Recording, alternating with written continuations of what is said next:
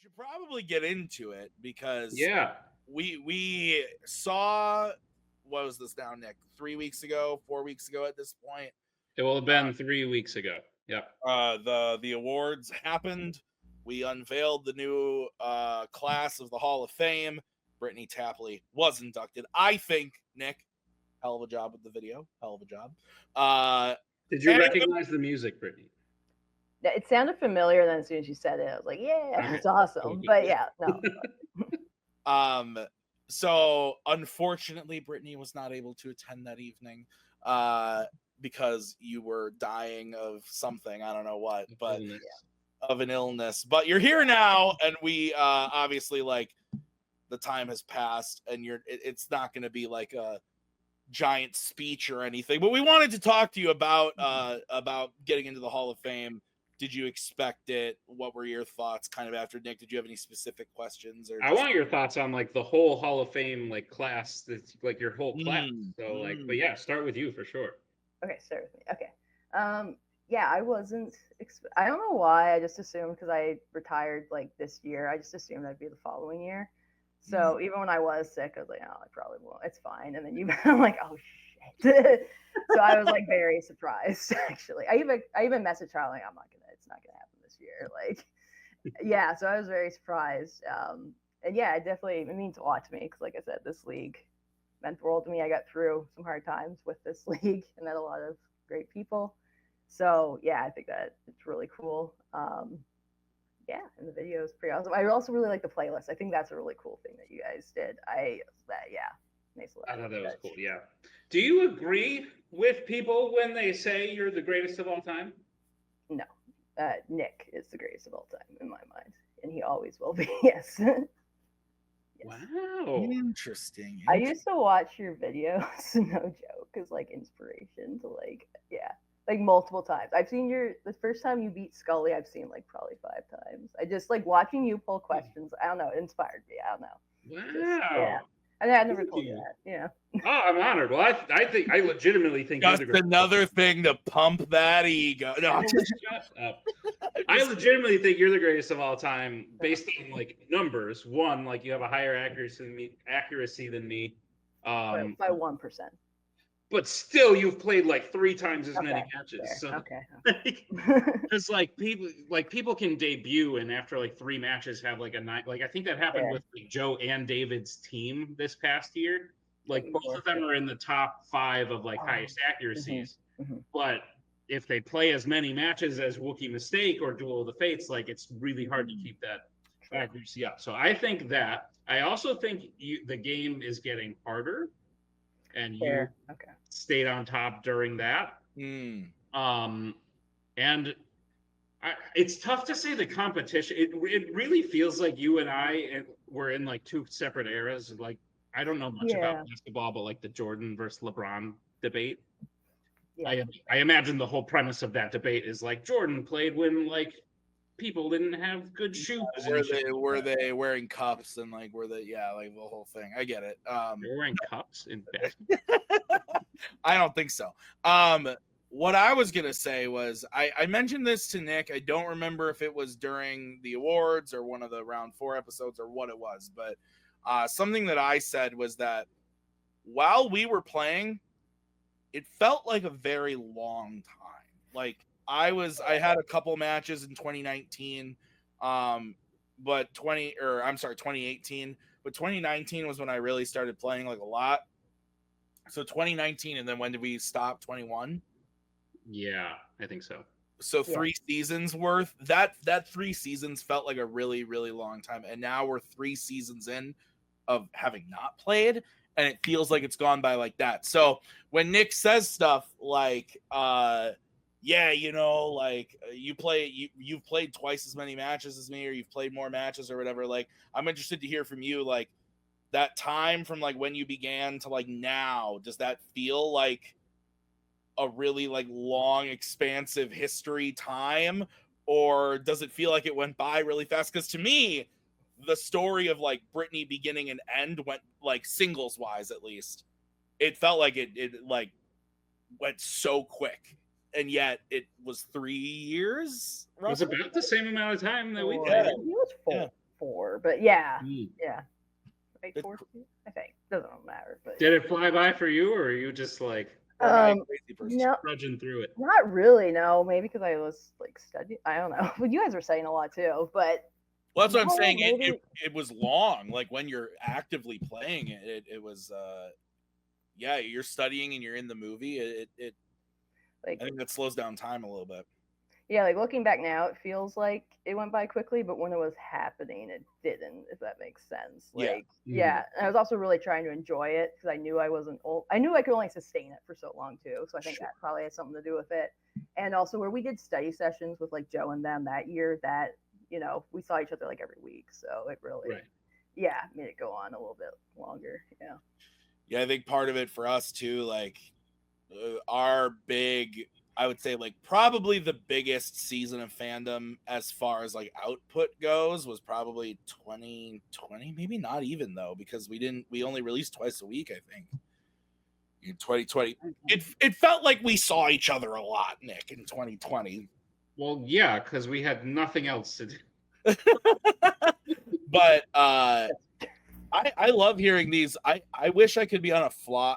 Wish I could be a fly on the wall in one of these like Brittani Tyler like study sessions, because they're so mythical and I hear about them and it just sounds like a sci-fi fantasy epic I want to be a part of. But like what is the, you don't have to give it, like you wrote an article I believe, so some of your secrets are out in the world, but you don't have to give away all of the details. But what is like a, you get the green room set up, you get your wheels and stuff, like what does the studying process look like for Tapu? Yeah, I don't mind going over it a bit, especially where I'm retired. So I'd have a notepad, like a full on, like I'd do my notepad, put the wheel on there, and then I'd go through each category and be like, okay, what's reasonable bound from like each category that I need to watch? So I'd take a couple from each category, and then well, there's Quizlet as well too. And then I just try to hit. And I think I told this to Tyler, and that's what really changed his game. Instead of just doing like one category, I do like at least 100 from like each, if you have the time, if not 50. And then that way, when round one hits, I just found that's when round one just started clicking because you're just going, you're hopping around so much. So between that, and then and also because if you do like a little list and don't go too crazy, you're not feeling overwhelmed with the movies. And then you can do like a refresher and you're hitting everything too. And then I also tried to go over as much data as possible as well. And I think I said this too, day of the match, nothing. Like I just let your brain rest. Like don't cram. That's the worst thing. I had done that before. It was not good. So don't do that. Yeah, I agree. I remember when I played, who would that have been? It would have been Rizzy. Beginning of 20, I think it was at the beginning of 2020. And actually, even the first few nights of Ren matches, I think I was like cramming up until the moment of, and it wasn't until I played Scully in Full Metal Geek that I said, I think it was Maggie that said to me, like, don't study the day of. Like, your match is at whatever. It was in 2020, so we were off work. Like, it's at 3:00. Like, just don't do anything. Just hang out, like, chill, whatever. And I went into the match so cool, and I played the best I've ever played, probably ever. And it was like, oh, okay. So, like, I think I 100% agree with you on that. And especially when you're at a high level, like you were playing at, like, you need that time to decompress a little and not overstuff your brain. Because I remember for me, for when we played Manhattan Project, I was just so like, we're not gonna win, that I really slowed down. Like I just put everything away the last. That was really the first time, like, nope, just not even gonna look at it in the whole day. And then I don't know if you noticed, but I was very calm, like played really well in round one. My head was so clear. And I think that's what really like got that process going for me. I could tell, Tim, that was their first contender match. They were 4-0, and then they challenged Wookiee. Wookiee. Speaking of Wookiee, I'd love to talk about them. They're kind of Duel of the Fates' white whale, if you speak, but they also have been inducted with you this year. And it's such an interesting relationship between the four of you. I always looked at it, and this is not fair to Joe and David, because I don't think this is what they were doing, but I always looked at it as like Joe and David are keeping their enemies closer. They're like they're keeping the people they know are the big threats to them like under their wings so that they know what they're looking at. And that's probably not what they were trying to do, but I think that was the result of it. And then when you guys kind of split, I don't know how much you were studying still together behind the scenes. Probably not at all. No. No. But yeah, I will say one of the biggest upsets was oddly enough when they beat you guys the second time. I did not see that coming at all. Yeah. But I think it capped off for them. Truthfully, if they hadn't done that, it might have been a different team being inducted this year. But them becoming like the two-time champions and stuff really put it over the top. But yeah, Wookiee mistake. What's your thoughts on that match? That was tough because that was our first big loss. I think you saw me. I was like this backstage, just so distraught because I also felt like I cost us a match because I missed both questions around 5. It happens, but but at the same time, I was upset, but I was so happy for Wookiee because that was the perfect ending to their story and to see the looks on their faces. And I'm like, if I was in any other position than what I am right now, I'd be ecstatic for them, but unfortunately. And yeah, for the Hall of Fame, I assumed it was going to be them. Dummies also makes a lot of sense, but the fact that they both 2-time champions, and then when you look at everything that Wookiee's done in the tournament, how many have they won? 3, 4? Oh my God. Yeah, that right there. And the only one they didn't win, they got knocked out in the semifinals by Guns and Chips. Really? Was that when we were in the tournament? That's the tournament we won. Yeah. Oh yeah, that they didn't win that. Which is other than the very beginning when Dedicated to Art or something won a tournament. Wookiee has won every other tournament except for the one we won and now Posse Galore last year. Yeah, which keeps Joe Which keeps Joe just he's nuts. Dude is crazy, in the best way possible. Yeah. Oh yeah. And yeah, just the fact that we're now that I've retired and stuff too, we talk a little bit more now too. I've noticed, which is really great. So I just found it was really fitting that you guys put me in there with them. I really like that. And then not to jump over to Maggie, but I'm going to. Because there isn't a lot of females in the league, and that's been my thing. If I had female friends that wanted to do that, I would get them too. But so I just thought it was really nice that I got inducted with another woman. I thought that meant a lot. I really liked it. And the best part of it to me was it wasn't because you two are women. Yeah, exactly. Yeah, it had nothing to do with it. It was just the fact that Maggie was a beast when she played, and you again, I think we both think are the greatest of all time.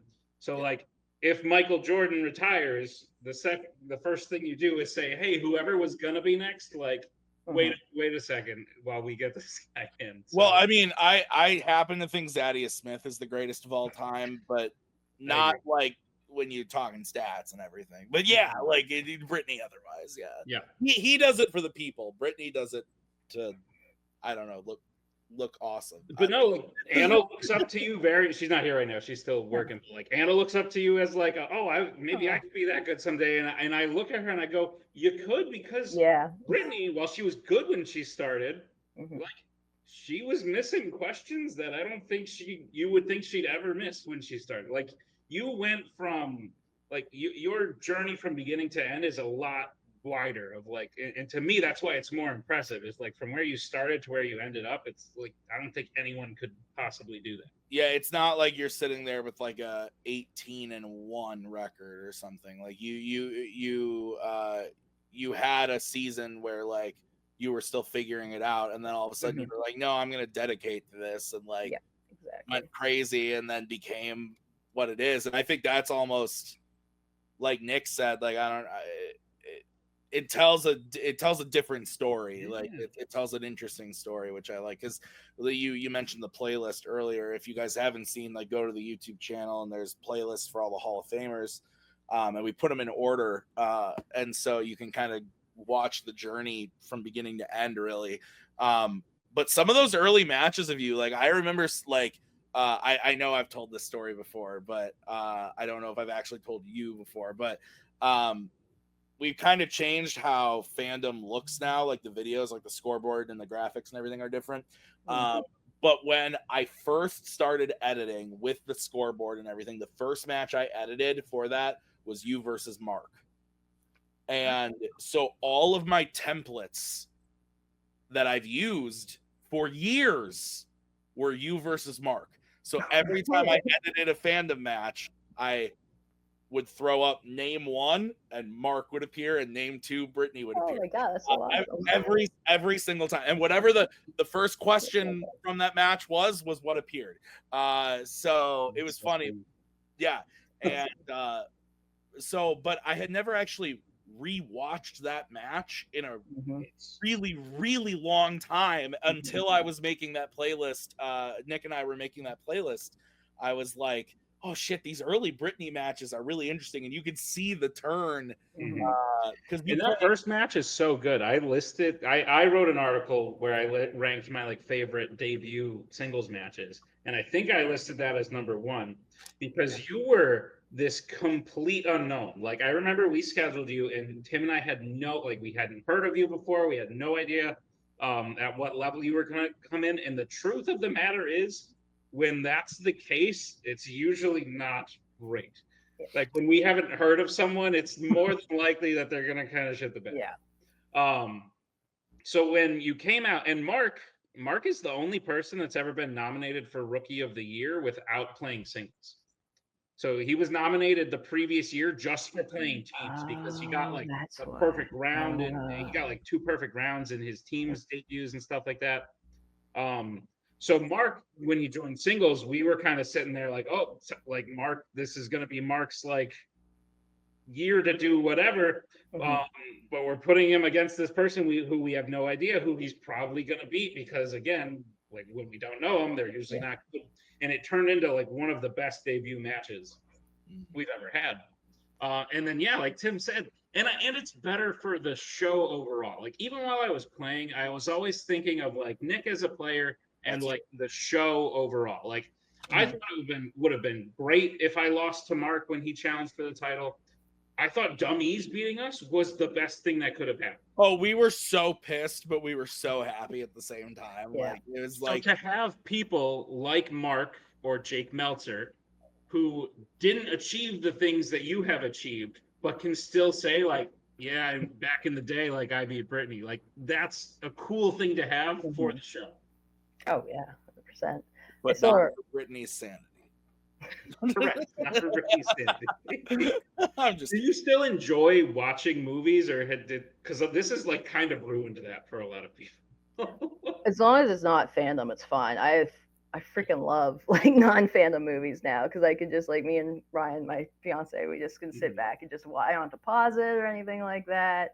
Don't have to like play something back if I don't feel like I absorbed it right or something. Like just watching. Oh, it's so nice. So I feel like I enjoy non-fandom movies more than I used. He's probably like, what's that character's name again? And you're like, I don't know, and I don't care. Exactly. What about, yes. What about something that you haven't seen before that's fandom, that's new, like new to everybody? So like Venom: The Last Dance, like you don't see it in the theater, comes out at home. It's a shit movie. But do you just sit back and watch that the first time, or do you? Oh boy. No, so last year I would have done that. Where nothing against Tyler, but where we'll see how this year goes. So for Venom: The Last Dance, I can tell you right now, when I first watch it, I'll be taking notes. That'll happen. Shit movie. So. Yeah, but like, was it the Rocky Room? I still haven't seen that one yet. I feel like that I would like to just watch, and most of the times I usually like to just watch them. And then the second time you do the notes. That way you have reference, and I just find you notice things on your second viewing too, so you'll get way more out of it if you do it that absolutely way. Absolutely. No, I used to do the same thing. I couldn't because like you don't know character names, so it's hard to write down a question in your notes to be like, what does this person do, and then you have to like pause it and look it up, and you're not absorbing anything. So like for Mortal Kombat, like luckily Ryan plays it, so he'd be like, that's this person, that's this person. But like, first watches, sometimes I'd pull up like a wiki picture to be like, who's this, so I could like know when I'm writing if I wanted to do on the first watch. And, right. Yeah, there's a whole like ordeal to it. Yeah, I find like I'm actually curious to hear your perspective on this, but for me, and I know Nick, a lot of the original fandom stuff, so Disney, Pixar, Star Trek, Star Wars, Middle Earth, Marvel, DC, all that stuff. I watched all that stuff growing up. Yeah. And I am still a fan of that stuff today. And we've obviously added things over time that I didn't watch growing up, but like Rocky, I never saw until I was in fandom. And I really like the Rocky franchise now. And then there's other stuff that I hadn't seen that I didn't really like. But so part of it is like a knowledge that you kind of bring in to the game, where like there was a stretch though where, you know, the first time I'm seeing Venom in the theater and I'm like, oh, that'd be a good question. Oh, that would be a good question. Yep. And it's hard to turn that part of your brain off, but once you do, it is very liberating. It feels it feels very good. But I'm curious, were you a fan of a lot of this stuff growing up, or did you find the game? Because I know you've talked about like how the memorization and stuff helped you with your accident and everything. So like, was it because of that, or because you were interested in the game? Like, what? I'm curious. That was a lot of stuff. I just yeah, a little bit of both. Like the concussion, like that definitely, it was like, oh, this would be a nice way to like help that and my symptoms and stuff like that. But yeah, I've seen a lot of the Fandom movies, like Pixar, but like growing up, I grew up with Pixar, Disney, James Bond. Actually, I used to watch when I was younger. I was a bit of a tomboy, so like even those, not like Roger Moore's not so much, but like the good ones, I guess I'll say. Like I had watched those, so I had some familiar. Because I remember one of my first matches, I think it was against Kane. There was a From Russia with Love. And I hadn't watched it for Fandom, and I got it just based off like my childhood like knowledge. Luckily, I'm like, there's a train in that movie. Cool. Yeah, so that was pretty cool. All obviously like all the Marvels, DCs, and stuff. John Wick, of course. Not growing up, but I was so happy. Yeah, as a kid. So yeah, I was pretty familiar. So like, it was very like appealing to me, this league, because it had so much stuff that I love, and then there was also just stuff that I've grown to like even, I'll say it, even horror icons. Oh, fuck it. Like, I enjoy those movies. Dude, Anna is obsessed. They're not good, but I enjoy watching them.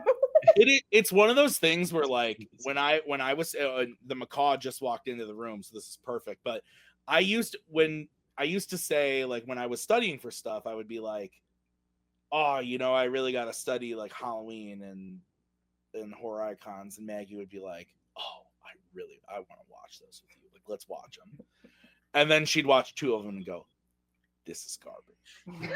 I don't want to watch them anymore. But for some reason, it is like all of the women I know in this game, which is not many, but the ones that I do, like, I think, like, correct me if I'm wrong, but I feel like even Bridget at one point was like, I watched that movie. It wasn't great, but it was fun. And I was like, yeah, like, they are fun. Like, I don't know why it is, like, what it is, but for some reason, Brittani, Anna, Maggie love. Dude. I'm not love, but enjoy. Yeah. Horror icons is what Brittani said that they were fun to watch. Maggie did when we first added it to Fandom, we watched all of them in like had to have been like 2 weeks. Like we watched all like 30 some. Well, it was during COVID, wasn't it? That we added them. Or it was the end of 2020 we added it, so it was like, oh, we watched all of them super fast. It was crazy. You're going to bed, it appears. I love you. Okay. Brittani was happy to be inducted with you. Well, she's way cooler. Did you hear that? No. Thank you. But I didn't. She said that. She goes, well, she's way cooler than me. I love you.